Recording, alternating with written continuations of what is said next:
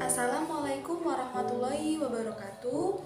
Sebelumnya di sini izin memperkenalkan diri, nama saya Ella Septiani, NPM 211305430 dari kelas 4E. Di sini saya akan melangsungkan tugas dari mata kuliah pembelajaran PKN, di mana di sini saya akan menjelaskan tentang rincian RPP yang telah saya buat. Di sini saya telah membuat RPP di mana dengan pembelajaran PKN anak SD kelas 2, di mana kelas 2 dengan semester ganjil, di sini juga dengan tema 1 yaitu hidup rukun, kemudian dengan subtema 1 hidup rukun di rumah, serta dengan muatan pendidikan PKN dan dengan alokasi waktu 1 kali 35 menit dengan pembelajaran 1. Di sini saya akan menjelaskan tentang KI atau kompetensi dan inti ya, menerima dan menjalankan pelajaran agama yang dianut untuk KI pertama atau KI 1. Kemudian KI 2 memiliki perilaku jujur, disiplin dan terampil dan dapat bertanggung jawab serta santun. Kemudian di KI 3 yaitu memahami pengetahuan faktual dengan cara mengamati, mendengar serta juga dapat melihat. Kemudian lanjut pada KI 4 yang telah saya buat di sini, menyajikan pengetahuan faktual dalam bahasa yang jelas dan logis serta sistematis. Kemudian lanjut pada kompetensi dasar atau KD, yang dimana KD dari 3.1 yaitu menerima hubungan gambar bintang, rantai pohon beringin, kepala banteng serta simbol-simbol kapas pada sila-sila Pancasila. Kemudian dari indikator pencapaiannya yaitu indikator pencapaian kompetensi 3.1.1 yaitu menyebutkan lambang Pancasila di mana sesuai dengan isi dari sila-silanya. Kemudian 4.5 yaitu mengidentifikasi hubungan antara sila-sila dan Pancasila serta simbol, di mana dengan indikator pencapaian kompetensi 4.5.1 yaitu menjelaskan tentang isi-isi simbol dan bunyi Pancasila. Kemudian kompetensi dasar 5.6 bersikap bekerja sama dan disiplin serta peduli sesuai sila-sila Pancasila dalam lambang negara Indonesia Pancasila. Kemudian dari indikator pencapaian kompetensi 56.1 yaitu menceritakan bagaimana pengalamannya dalam penerapan kehidupan sehari-hari Pancasila. Kemudian yang terakhir, kompetensi dasar menjelaskan hubungan gambar pada lambang Pancasila dengan penerapannya, yaitu indikator pencapaian kompetensi yaitu mengimplementasi bagaimana penerapannya dalam kehidupan sehari-hari pada sila 1 sampai terakhir. Kemudian tujuan pembelajarannya dapat kita lihat di sini. Tujuan pembelajarannya yaitu membacakan teks Pancasila untuk mengidentifikasi supaya siswa paham terhadap Pancasila. Kemudian dengan diberikan gambar perisai atau simbol-simbol pada burung Garuda merupakan pemahaman untuk memahami gambar dan ilustrasi. Dengan yang ketiga yaitu gambar penerapan sila pertama dan menyebutkan pada Pancasila pertama sampai kelima. Kemudian yang tujuan pembelajaran keempat, dengan diberikan contoh, siswa dapat menceritakan pengalaman atau implementasi dalam kehidupan sehari-hari. Kemudian lanjut dari materi pembelajaran PKN ini sendiri, yaitu memasangkan simbol dengan sila bunyinya, kemudian menyebutkan bunyi-bunyi sila dan juga mempelajari bagaimana contoh dalam kehidupan sehari-hari. Dan kemudian pendekatan dan metodenya, di sini saya menggunakan pendekatan saintifik dan juga metode permainan atau simulasi, di mana terdapat diskusi, tanya jawab, ceramah dan lainnya. Dan sebagai sumber dan media pembelajaran di sini saya menggunakan buku guru, kemudian ada materi ajar, modul, serta buku siswa, dan juga beberapa gambar burung Garuda serta gambar dari simbol-simbol Pancasila.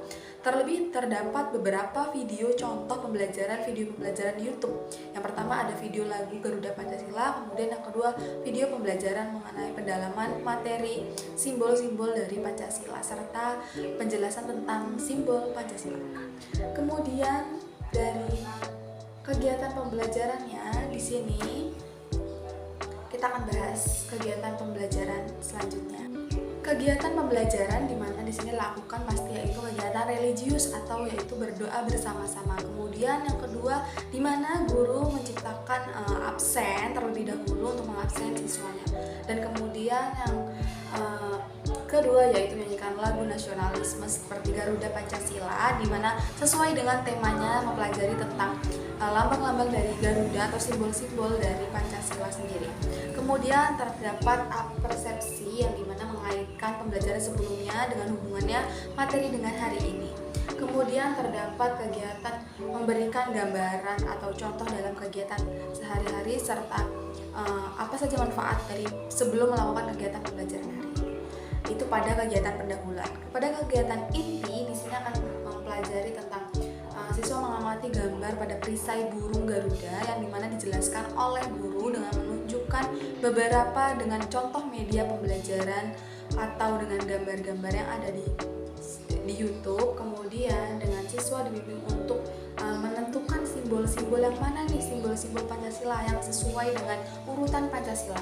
Kemudian siswa mengamati simbol dan juga siswa bersama-sama membaca teks Pancasila yang disuruh oleh guru atau yang dipilih untuk guru untuk maju ke depan untuk menjelaskan atau membaca Pancasila bersama-sama atau ditunjuk per orangnya.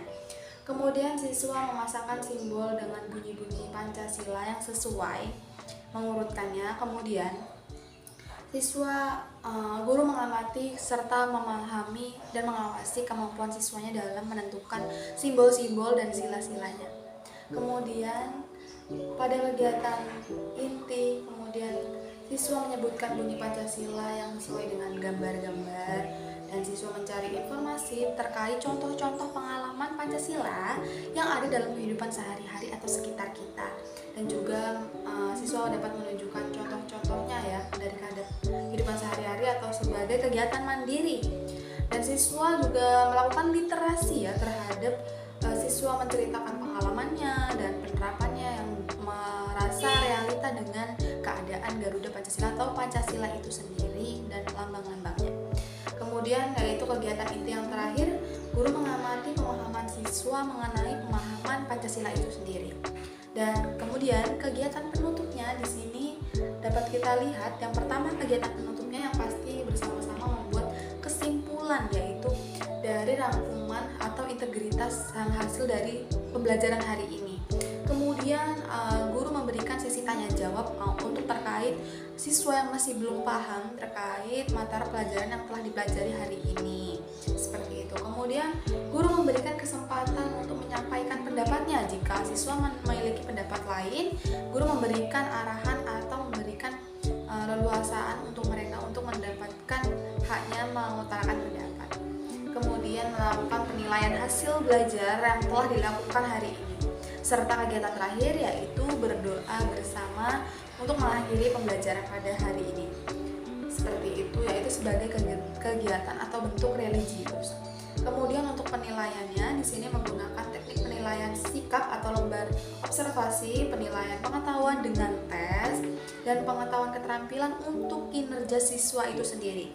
Kemudian ada bentuk instrumen penilaian yang dapat kita lihat di sini, yaitu format judul untuk penilaian yang dimana di sini telah saya buat tentang jurnal atau kolom yang untuk dimana nama peserta didik, perkembangan perilaku dari disiplin, partisipasi dan tanggung jawab mulai dari nilai terendah seperti 0 sampai 7, mulai 70 sampai 80 dan 80 90 sampai 100. Seperti itu. Terdapat nih absen siswa-siswanya dari mulai urutan abjad paling atas hingga paling bawah. Kemudian pengetahuan dan keterampilan di sini saya telah membuat kolom yang kedua yang tentang penilaian pengetahuan dan keterampilan di mana ada aspek menyebutkan contoh perilaku sesuai dengan Pancasila yang ada dan pengamalannya. Dan di sini ada skor dari 1, 2, 3 dan 4 di mana sudah tertera semua contoh penerapan sila, 2 contoh, 1 contoh, seperti itu. Dan terdapat beberapa refleksi pembelajaran yang harus menjadi perhatian, siswa yang perlu mendapat perhatian khusus, hal yang menjadi catatan keberhasilan sehingga membuat siswa menjadi memahami, kemudian hal yang harus diperbaiki dan diingat lagi atau evaluasinya untuk refleksi. Kemudian terdapat remedial atau pengayaan dan juga pengayaan, guru memberikan bimbingan bagi siswa yang belum memahami serta ada yang konsultasi dengan siswa dan guru. Kemudian guru memberikan penjelasan lebih lanjut terkait materi yang mungkin siswa belum pahami. Dalam pengayaannya juga guru memberikan latihan lanjutan untuk siswa yang masih belum memahami atau kurang menguasai pembelajaran simbol dari Pancasila tersebut. Kemudian guru memberikan tugas lanjutan, yaitu tugas lanjutan seperti tugas untuk menyelesaikan atau tes sebagai pemahaman dalam untuk siswa yang belum mampu meluluskan materi ini. Kemudian di sini terakhir yaitu untuk tanda tangan oleh diketahui kepala sekolah dan juga terakhir yaitu guru kelas. Sekian materi yang dapat saya sampaikan. Bila ada salah atau kurang saya mohon maaf. Saya akhiri. Wassalamualaikum warahmatullahi wabarakatuh.